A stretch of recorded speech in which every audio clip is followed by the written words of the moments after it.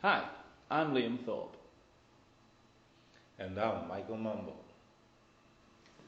And this is Team Talk.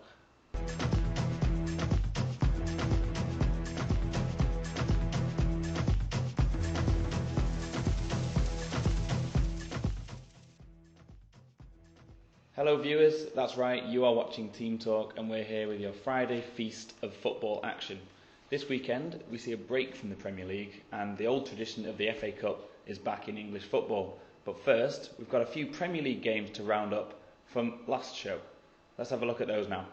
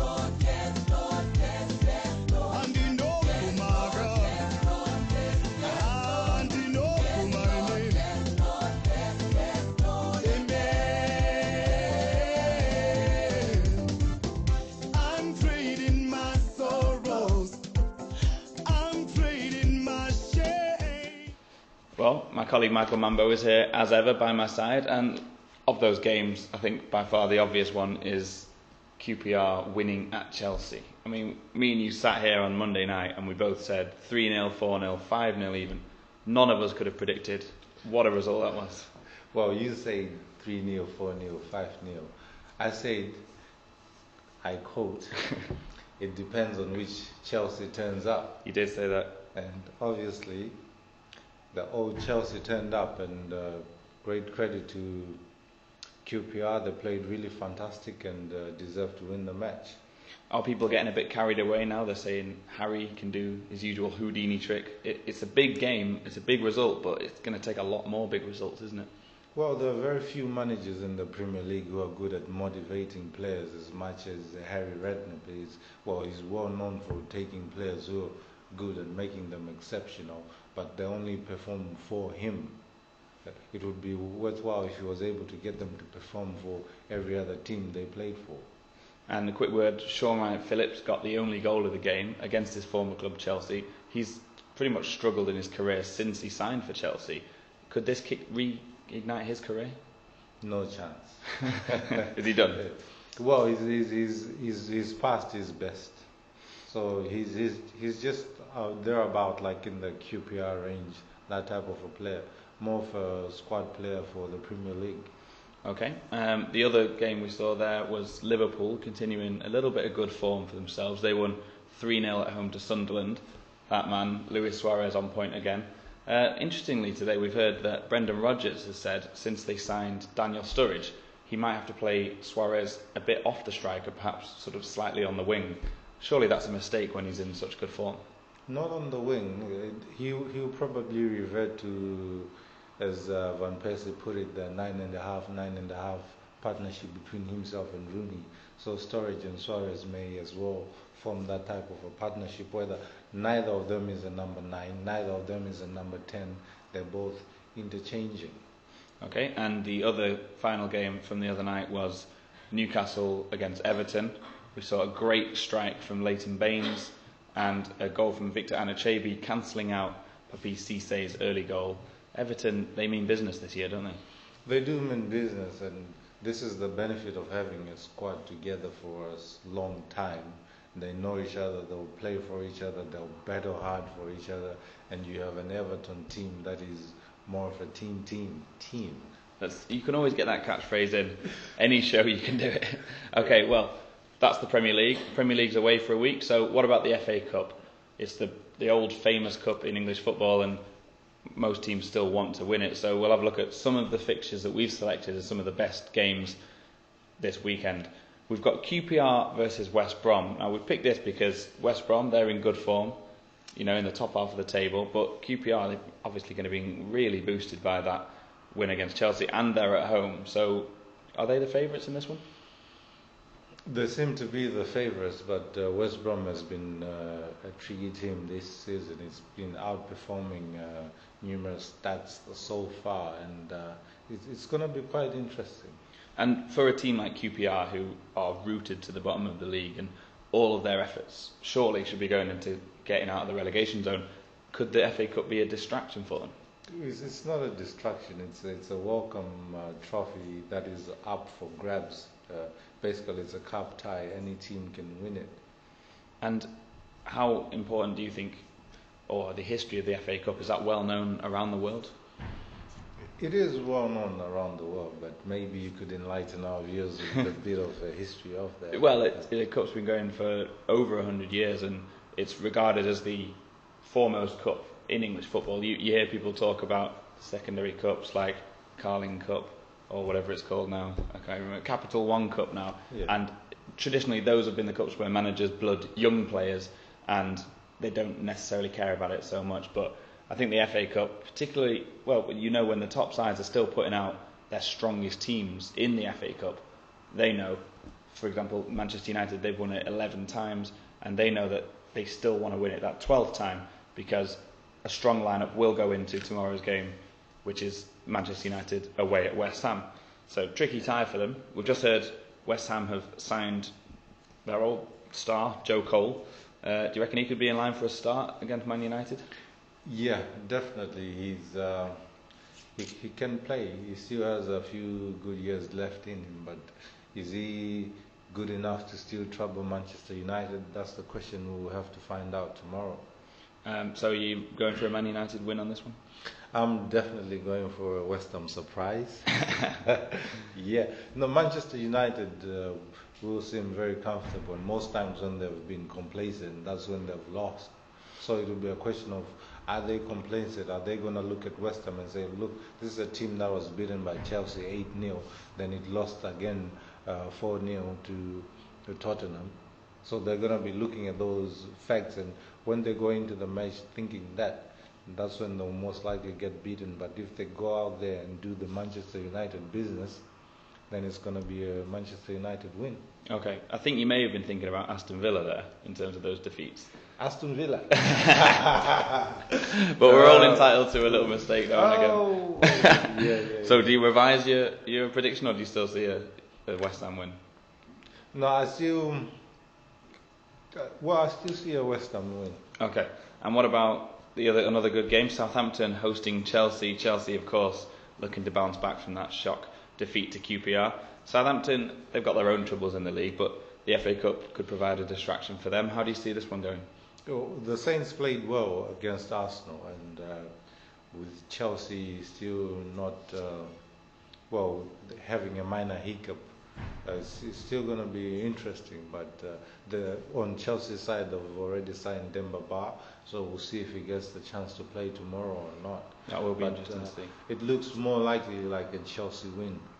Okay, and finally we finished with Manchester City. Now we'll get to Balotelli in a bit, but in terms of pure on the pitch action, they are one of the big sides to face a lower division side. They play Watford, who are currently 6th in the Championship, which is just inside the playoffs. They're having a pretty decent season. Could they spring an almighty surprise? That's the thing about the FA Cup. Just to give you a bit more history about the FA Cup, it's known as the competition where anybody can beat anybody. On the day, teams from the 4th division can beat the Premier League champions. Anything can happen. Will a surprise happen in this game, Mike? No chance. You've got no faith in Watford. With what? What's the name of the team? Watford. No, I'm just playing. I know Watford. They're doing well in the division they are in, but at the moment, Manchester City are going to win. Okay, I tend to have to agree. Despite the magic of the Cup, City will probably win this one quite easily. Anyway, we've got a busy day of sports football news coming into us. So first up, let's have some sports news. And yesterday, if you were on our ATV Facebook page or our new ATV Sport Facebook page, you'll have seen some quite frankly astonishing pictures of Man City striker Mario Balotelli having what can only be described as a full-on tussle with his manager Roberto Mancini. The pictures have gone around the web like wildfire, and Mancini's been forced to come out in a press conference today and address the issue. Now, he said, Mario kicked his teammate. I asked him to go inside. He said no, so I took his shirt and pushed him away. That's it, nothing special. These things can happen, and that is true, these things can happen at training, but why do they always happen with Balotelli? Well, these things can happen. They even happen in the ATV office. You know that week when Mike wasn't here? That's what happened. Yeah, just handbags. It's a bunch of players and coaches messing about, and I think it's just been blown out of proportion because it's Balotelli, and fortunately he didn't hit his manager or anything like that. It was the manager being more physical, being aggressive towards him, and that's football. But another thing Mancini said in his press conference today was, Mario's 22, I will give him 100 more chances if I think he can change. Surely that's a bit of a bad message to give to someone whatever you say, he's behaved badly on a number of occasions, and if you tell him he's got 100 more chances, he's just going to do it again, isn't he? What would he say in public? He's on a final warning. He needs to curb his behaviour. You know, only 2 weeks ago he gave him a two-week wage fine because of all his bad behaviour. So now it's something like a contradictory message to say, oh, he's got 100 more chances. Well, all it is a different face to the public, because he's not going to come out and say, oh, if Mario does this, we'll kick him out, or we're trying to get rid of him. That sends the wrong message out to any prospective buyers, because even if they're trying to sell a player, they won't make it seem like they're desperate to sell it. Otherwise, that will reduce the money that they paid for him. So they would rather say, oh, he's got as many chances because we know he's talented and he's only 22 and stuff like that. But behind closed doors, it's a different story altogether. It will be interesting to see, and it will be particularly interesting to see if Balotelli makes the squad for the game against Watford. I mean, normally he's not been starting Premier League games, so this is the kind of game you'd expect to see him. I expect to see him, and I'll be shocked if he doesn't play. Okay. They always say the best way to answer your critics is on the football pitch, so we'll see how that one goes. Yeah. Speaking of strikers, and Manchester United have had a bit of a blow. It turns out England striker Wayne Rooney is out for approximately another 2 weeks, longer than expected, with that knee injury that he picked up on Christmas Day. Alex Ferguson has said he will almost definitely miss next week's Liverpool match. Now, normally I'd say, surely that's a huge loss, but after the way that Van Persie and Hernandez performed last week, would you even expect him to start if he was fit, Wayne Rooney? You always have a Wayne Rooney in your team because you need that drive, that determination. It's just unfortunate that recently he's had a slight dip in form. Maybe it was due to that nagging injury, and they've just been ignoring it, thinking, oh, he'll get better, he'll just run it off, and later on realize that actually this guy needs to be on the treatment table. But I suppose it owes to show the strength in depth United have up front, that they'll be fine, won't they, with Hernandez, Van Persie, Welbeck coming off the bench.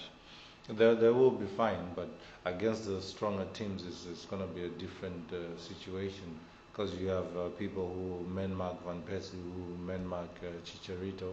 Then what happens after that? Okay, well, we'll discuss that match in our next show. Finally, let's just round up all the breaking transfer news from today. As you know, the transfer window opened on the 1st of January. Teams have got 1 month to add to their squads. Mike hinted at earlier that Chelsea have confirmed the signing of Demba Ba from Newcastle, thought to be around 7 million, because it's thought that was a release clause he had in his contract. 7 million, that's a good bit of business, isn't it? A very good bit of business. I'm still thinking why Mr. Wenger didn't go out and buy Demba Ba. I know maybe he's trying to woo Theo Walcott, but you don't woo Theo Walcott by letting another world-class striker just slip by your hands. I mean, if Chelsea want him, here's the trick. If Chelsea want him, if Manchester United want him, if Barcelona want him, if Real Madrid want him, you must want him too. That's a direct message for Arsene Wenger. We've had a few of those off, Mike. Yeah. The Senegalese striker, he's got 14 goals this season. He says he's very happy and very proud to be at Stamford Bridge. And interestingly, of course, Chelsea sold Daniel Sturridge for 12 million. Yeah. And now they bought Demba Ba for 7 million. And that's very good business because I think we agree that Ba is the better player. And used the 5 million from the storage deal to pay for Ba's wages. Yeah. So they've literally spent nothing. That's a very good business on Chelsea's part. Other quick bits of transfer news. We mentioned Joe Cole has gone back to his old stomping ground at West Ham. I think we can see a picture of Joe Cole starting his career at West Ham there back in 1999. So that's a new lease of life for him. Harry Redknapp, he's also called back an old player in defender, the Israeli international Tal Ben Haim, to try and shore up the QPR defence on a short-term contract until the end of the year. And finally, Newcastle have signed French international defender Mathieu Debuchy from Lille for an undisclosed fee thought to be on a 5.5-year contract. Well, that's it from us today, and you'll join us next time when it's back to business with the Premier League. But we'll also round up the FA Cup fixtures and all the results that have come in over the weekend. So we'll see you on Monday.